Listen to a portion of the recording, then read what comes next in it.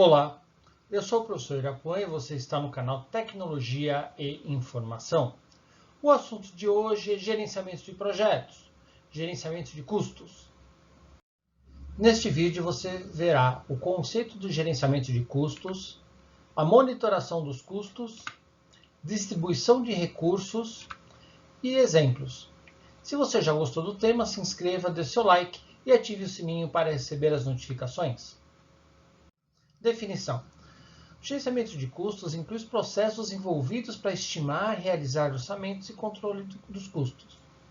O projeto precisa ser terminado dentro do orçamento aprovado. Então, num projeto você tem um orçamento prévio, que ele foi aprovado por meio do termo de abertura de projeto, o TAP.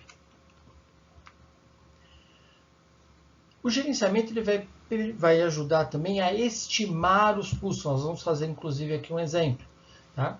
Então, eu vou estimar quanto eu vou gastar por atividade do projeto. Então, quanto vai custar cada atividade do projeto que eu especificar. Determinar o orçamento. É o processo de agregação dos custos estimados de atividades individuais ou pacotes de trabalhos. Vai estabelecer uma linha base autorizada. Nós vamos perceber que o custo para cada uma dos milestones é muito mais do que simplesmente somar os custos das atividades. Existe também o conceito de controle de custo, que é o monitoramento. Então, à medida em que o projeto caminha, eu vou colocando os custos, né, aquilo que eu já efetivei, aquilo que eu já gastei, e com isso eu tenho um controle melhor do que eu deveria ter gasto, né, se eu gastei mais, se eu gastei menos, enfim, para que eu possa fazer os ajustes necessários. Agora eu vou falar sobre o plano de gerenciamento dos custos. Então, primeiramente a gente precisa definir algumas coisas, como nível de exatidão. É o arredondamento. Eu vou trabalhar com 2 casas decimais, eu vou trabalhar com 3 casas decimais, eu não vou trabalhar com casas decimais. Enfim, eu preciso definir isso de imediato, tá? Para que isso fique uniforme em todo o meu gerenciamento. Quanto maior o valor tramitado, controlado, menor é o número de casas decimais. E contingências é baseado no escopo das atividades e magnitude do projeto. É uma quantia a mais que eu vou ter mediante os riscos que eu especifiquei no gerenciamento de risco. Tá? São as contingências. Unidades de medidas, então eu vou definir qual é a unidade de medida utilizada nas medições para cada um dos recursos. Por exemplo, se é em horas, se é em dias, se é reais, se é em dólar. Eu preciso definir isso antecipadamente. E limites de controle. Isso aqui é uma sugestão do PMBOK a respeito desse limite de variação. Por exemplo, ele sugere 5% do previsto. Mas isso é discutível, né? Como a gente sabe, o PMBOK dá sugestões, não que você tenha que seguir fielmente. Aqui, a ideia é você economizar. Às vezes eu tenho uma variação na execução, né, na efetivação da minha atividade. Né? Por exemplo, eu devia gastar R$100, eu gastei 101. Será que eu preciso monitorar isso? Será que esse R$1 eu preciso parar toda a empresa, todo o projeto, reunir as pessoas para verificar, fazer uma auditoria para ver onde foi esse R$1? Às vezes não. Às vezes a verificação é muito mais cara do que o desvio. Né? Mas se eu tenho uma situação de, por exemplo, eu devia gastar 1 milhão e gastei 1.200.000. Putz, 200 mil de diferença? Isso acho que compensa parar e verificar para onde foi esse dinheiro, onde foi o desvio. Então, as empresas costumam colocar um valor ou uma porcentagem a partir do qual elas podem parar para fazer a verificação. Particularmente, eu sou a favor de valores ao invés de porcentagem. Tá? Por exemplo, se eu vou comprar um parafuso de R$1, eu paguei R$1,50, né? É 50% de diferença. Mas em valores é irrisório. Agora vamos falar um pouco sobre Earned Value Management. O EVM refere-se ao gerenciamento de valor agregado. é uma metodologia de gerenciamento usada para integrar o escopo, tempo e os recursos. É para medir objetivamente o desempenho e o avanço do projeto. O EVM desenvolve e monitora 3 dimensões chaves para cada pacote de trabalho e conta de controle. Eles são muito importantes, a gente vai ver ele durante todo esse vídeo, tá? Que é o valor planejado, o valor agregado e o custo real. O custo das atividades poderá ser proveniente de uma mão de obra, de repente você pega o valor hora e multiplica pela quantidade utilizada da atividade, aí eu tenho um valor, ou o pagamento de um produto ou serviço. Né? Por exemplo, eu vou comprar um servidor, vou comprar equipamento, vou contratar os serviços de uma empresa terceira, aí eu não tenho o valor da mão de obra, eu tenho só o custo daquele produto ou serviço. Valor planejado.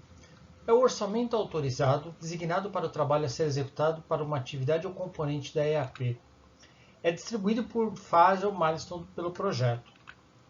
O total do VP muitas vezes é chamado de linha de base, de medição de desempenho. Então, assim, o valor aprovado no TAP, você vai pegar e vai dividir entre os milestones que você já definiu via cronograma. Então, você vai alocar esses valores. Valor agregado é o valor do trabalho terminado expresso em termos do orçamento aprovado atribuído a esse trabalho, para uma atividade ou componente da EAP. Então, eu vou valorar a minha atividade. Tá? É previsto por pacote de trabalho ou atividade, aí de acordo com o seu cronograma. A soma dos VAs não deve ser superior ao VP da fase ou do milestone. Então, eu tenho sempre que o VP ele é maior ou igual ao VA. Nós vamos ver que o ideal é que ele seja maior, não maior ou igual. Os gerentes de projeto monitoram o VA em incrementos para determinar a situação corrente. Então, o VA é a forma de eu especificar o quanto eu vou gastar em cada uma das atividades. Tá? Ele é uma visão um pouco mais minuciosa do meu planejamento em relação aos custos. O VP é só uma referência, tá? É um teto que eu não posso ultrapassar. De forma acumulada, para determinar as tendências do desempenho em longo prazo, eu uso também o VA. Tá? Então, nós vamos ver que ele vai ser especificado em um saldo acumulado, para que eu possa sempre estar controlando o quanto eu estou gastando, né? O que eu estou planejando e depois o quanto eu estou gastando. Custo real. É o custo total incidido e registrado na execução do trabalho para uma atividade ou um componente da EAP. Né? Aqui é o quanto eu gastei. Eu posso fazer um paralelo em que o VA é meu budget e o meu custo real é o meu forecast, ou seja, aquilo que eu realmente gastei. O gasto é feito por pacote de trabalho ou atividade. E a ideia é que o VA seja maior ou igual ao CR.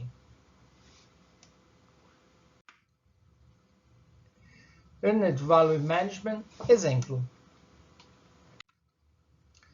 Eu vou colocar aqui um exemplo fictício de módulo de cliente. Então, eu vou colocar algumas determinações. Por exemplo, o valor hora eu vou considerar como 40 horas. É o valor de fábrica, né, de software. O custo da fase, por exemplo, nesse módulo vai ser de 3.000. Tá? É o meu valor planejado.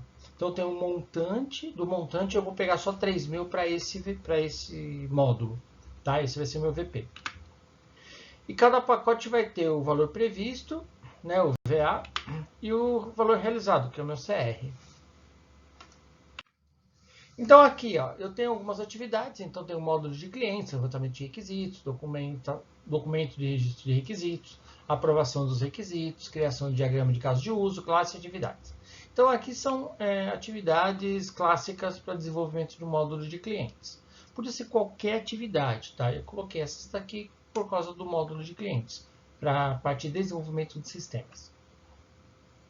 Vamos lá, o que eu tenho aqui? Eu tenho que me lembrar que o VP que eu tinha especificado é de 3.000 para esse módulo.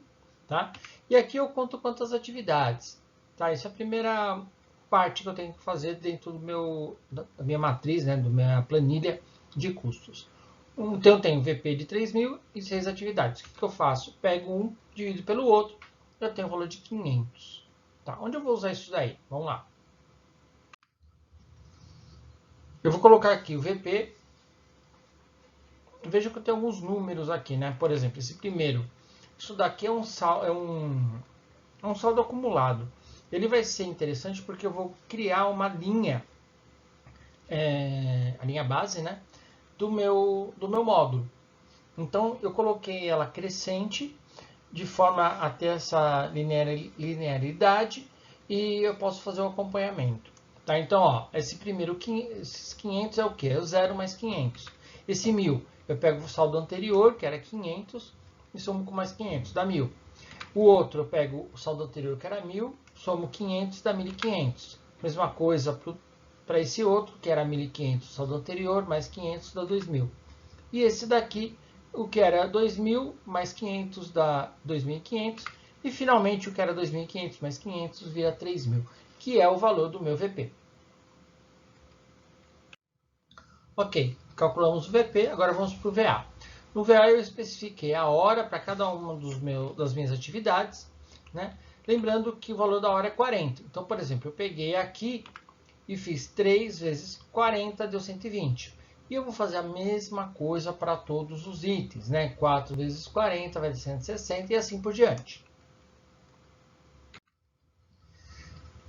E eu vou calcular o saldo desses itens, né?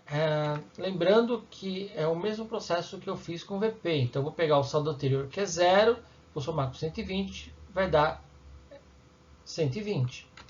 O saldo anterior é 120 mais 160, né, que é 4 vezes 40, vai dar 280. E assim eu vou fazer sucessivamente.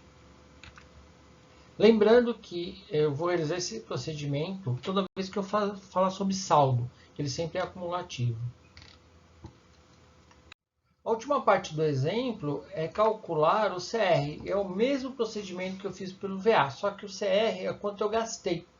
Então aqui eu coloquei algumas horas que eu estipulei que eu gastei para fazer cada uma dessas atividades. Então eu tenho o primeiro eu levei 3 horas, o outro eu levei 4 horas, era 4, eu levei 4. Esse daqui era 2, eu levei 8.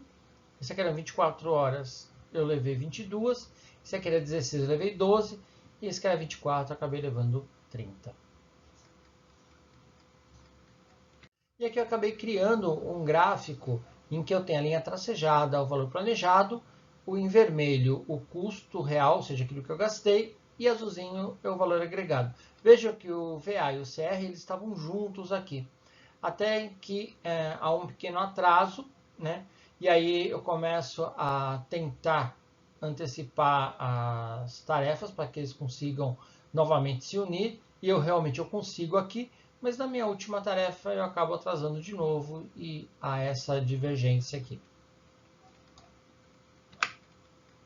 que está assinalada aí. Esse daí foi o problema. Então no final ele acabou passando inclusive do meu VP. O objetivo sempre é ter meu VP maior ou igual, nós já vimos sobre isso, que o VA, na realidade maior, né? Essa é a recomendação que a gente percebe no dia a dia, mas o PMBOK fala sobre maior ou igual. E o VA tem que ser maior ou igual ao CR, tá? Que é o valor, o custo realizado. Eu sempre tenho que evitar isso que aconteceu nesse exemplo, em que o CR ele ficou maior que o VP e maior que o VA. Ou seja, deu prejuízo o meu projeto. Tá, onde estão as falhas? Ó, a primeira delas era aqui, ó, o que era para levar 2 horas eu levei 8, e o que era para levar 24 eu levei 30.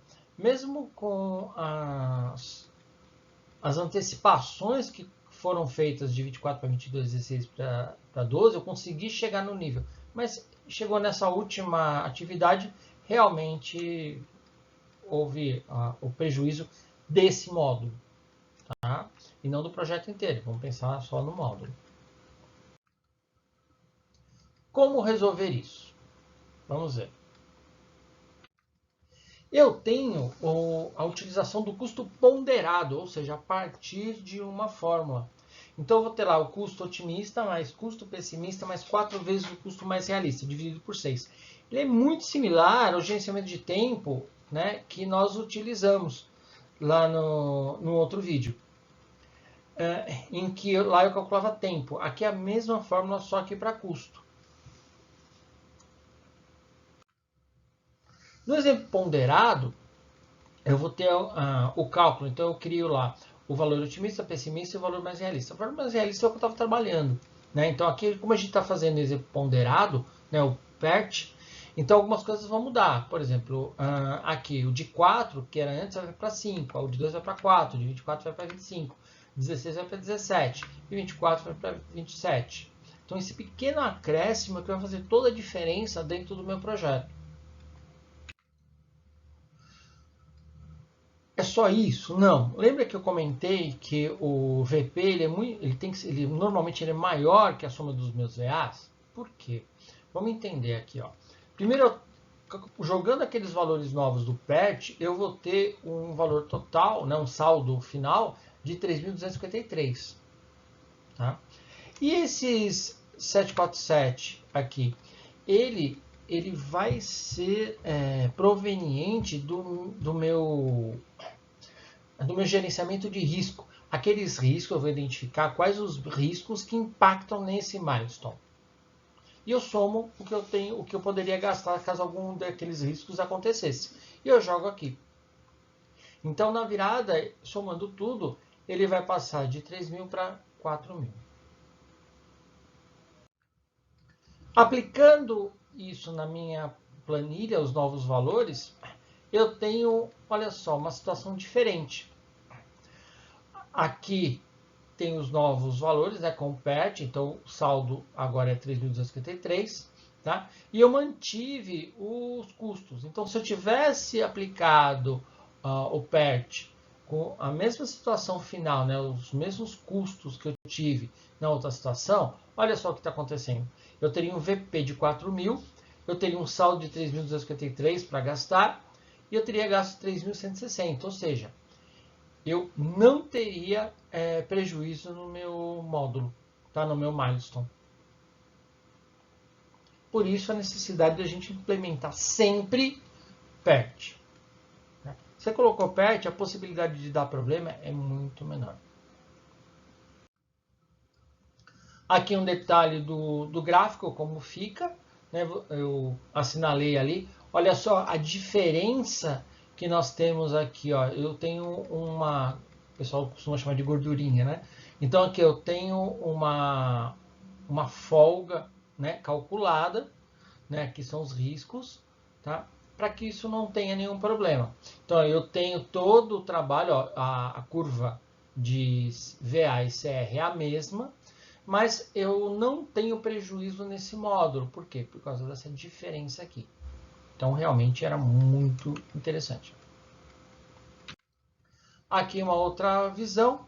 Aqui é antes do PERT e depois do PERT. Veja, aqui antes do PERT eu tenho o prejuízo no milestone e depois do PERT eu não tenho. Alguns lembretes, tá? O orçamento total deverá ser dividido nos milestones. Então, o valor aprovado no TAP eu vou distribuir nos meus VPs. Vai ser uniforme? Não. Tudo depende de quanto eu vou precisar em cada um dos milestones. Eu preciso primeiro montar o cronograma e depois eu jogo nos custos. Tá? Eu preciso primeiro definir as atividades e depois eu monto o gerenciamento de custo. E eu preciso identificar também quem ou qual empresa irá realizar as tarefas. Isso também é proveniente do cronograma. Porque tem tarefas em que ela vai existir, mas vai ser uma empresa terceira, alguma coisa, e isso não vai gerar custo para mim.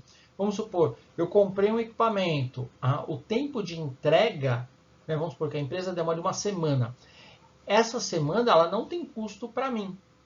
Visto que a pessoa que estava, por exemplo, realizando a compra, ela vai fazer outra atividade, tá? Enquanto esse material não chega. Então, não tem o custo Eu preciso ter a atividade, mas ela não vai ser associada a um custo. O custo dela vai ser zero para a empresa. Resumo. Então, aqui nós vimos que o gerenciamento de custos é usado para definir, acompanhar e controlar os gastos do projeto. Nós vimos que o Earner Value Management desenvolve e monitora o valor planejado, que é aquele custo por milestone. O valor agregado, que é o valor planejado por atividade. E eu tenho o custo real, que é o quanto eu gastei naquela atividade. Essas são as referências, né? No caso aqui eu só usei o PMBOK, né? 2017, capítulo 7, que é referente a gerenciamento de custo. E essa foi a apresentação de gerenciamento de projetos, gerenciamento de custos. Se gostaram, dê um like, inscrevam-se, ative o sininho para receber as notificações e comentem o que acharam do vídeo. Muito obrigado!